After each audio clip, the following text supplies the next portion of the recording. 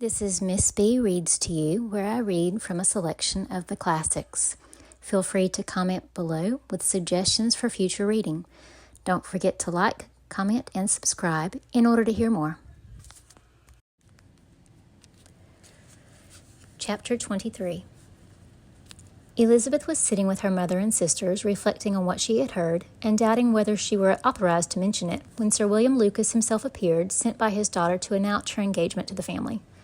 With many compliments to them and much self-gratulation on the prospect of a connection between the houses, he unfolded the matter to an audience not merely wondering but incredulous. For Mrs. Bennet, with more perseverance than politeness, protested he must be entirely mistaken, and Lydia, always unguarded and often uncivil, boisterously exclaimed, "Good Lord, Sir William, how can you tell such a story? Do not you know that Mr. Collins wants to marry Lizzie?"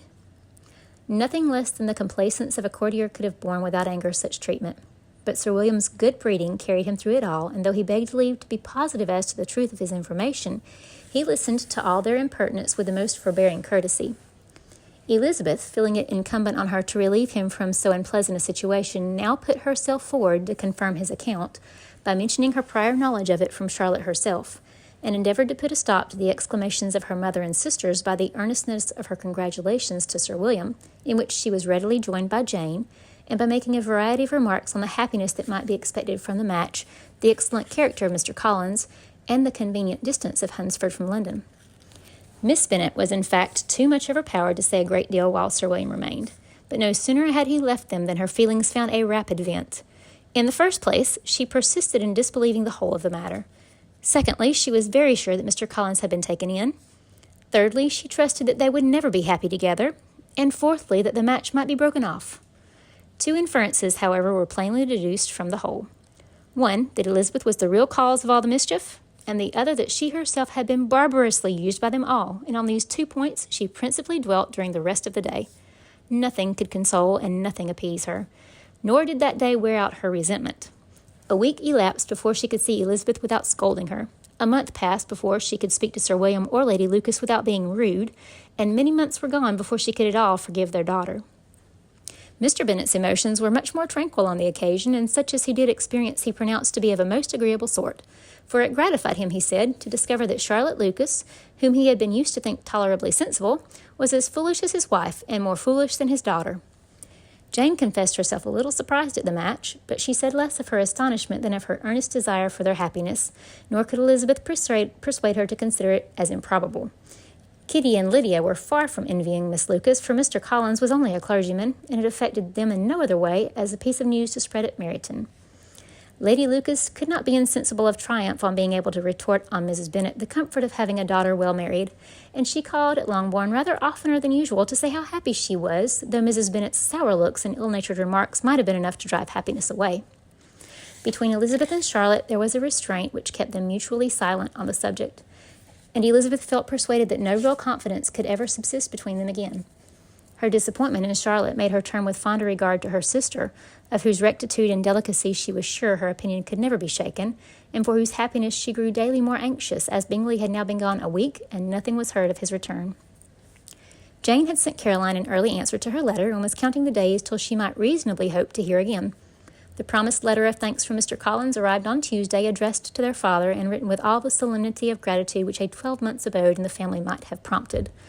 After discharging his conscience on that head, he proceeded to inform them with many rapturous expressions of his happiness in having obtained the affection of their amiable neighbour, Miss Lucas, and then explained that it was merely with the view of enjoying her society that he had been so ready to close with their kind wish of seeing him again at Longbourn, whither he hoped to be able to return on Monday fortnight. For Lady Catherine, he added, so heartily approved of his marriage that she wished it to take place as soon as possible, which he trusted would be an answerable argument with his amiable Charlotte to name an early day for making him the happiest of men. Mr. Collins' return into Hertfordshire was no longer a matter of pleasure to Mrs. Bennet. On the contrary, she was as much disposed to complain of it as her husband. It was very strange that he should come to Longbourn instead of to Lucas Lodge. It was also very inconvenient and exceedingly troublesome. She hated having visitors in the house while her health was so indifferent, and lovers were of all people the most disagreeable. Such were the gentle murmurs of Mrs. Bennet, and they gave way only to the greater distress of Miss Bingley's continued absence. Neither Jane nor Elizabeth were comfortable on this subject. Day after day passed away without bringing any other tidings of him than the report which shortly prevailed in Meryton of his coming no more to Netherfield the whole winter, a report which highly incensed Mrs. Bennet, and which she never failed to contradict as a most scandalous falsehood. Even Elizabeth began to fear, not that Bingley was indifferent, but that his sisters would be successful in keeping him away.